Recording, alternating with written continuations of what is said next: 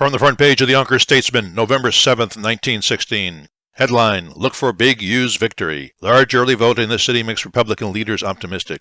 An overwhelming plurality in Yonkers for the Republican national, state, and county ticket in today's election is indicated from the expressions of many citizens who went to the poll early this morning. A visit to a majority of the polling places disclosed that an unusually heavy vote was polled in the early hours of this morning. In some districts, more than 75% of the votes had been cast before noon. This was especially the case in the heavily Republican 3rd and 8th wards.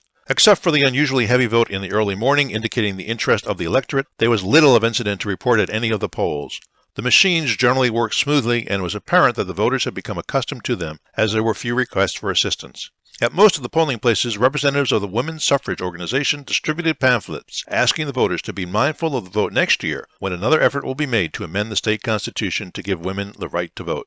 Election returns will be received at various places in the city tonight. The Republican City Organization has engaged Radford Hall for this purpose. A telegraph instrument with an operator will be installed, and direct news of election results all over the nation will be received and announced to those in the hall by means of large sheets of paper. The figures on the election in the city will be transmitted from Republican headquarters to the hall by messengers. Returns will be received at several clubhouses, including the City Club and at some of the theaters. A stereopticon will be used to give the election results in Manor House Square.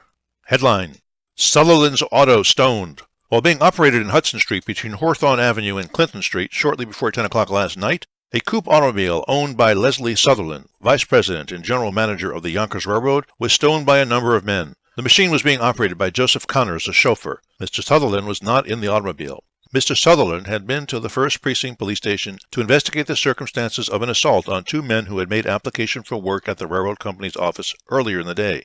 And Connors was returning to the railroad company's garage at the car barn, foot of Main Street, when the attack was made. The machine was going west in Hudson Street when suddenly, Connors says, 7 or 8 men ran out from dark places along the thoroughfare and began to hurl large stones at the machine. The car is enclosed, and several panes of glass were broken, and the body of the vehicle was damaged. Although he was hit by flying glass, Connors escaped uninjured.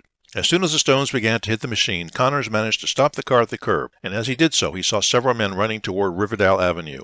Connors states that he can identify men who made the attack and that he can produce witnesses who could corroborate his identifications. It was learned this morning that formal charges of neglect of duty have been preferred against Police Chief Daniel Wolf by President Hoey and members of the Executive Committee of the Trolleymen's Union. Hoey told the Statesman reporter that the chief again refused to arrest an alleged violator of the law, a motorman he says has not had the experience necessary to the legal operation of cars. Headline, New Incorporations. The following incorporations have been filed with the county clerk. Ukrainian Grocery Association Incorporated of Yonkers, general grocery business. And that's the news from Yonkers 100 years ago today.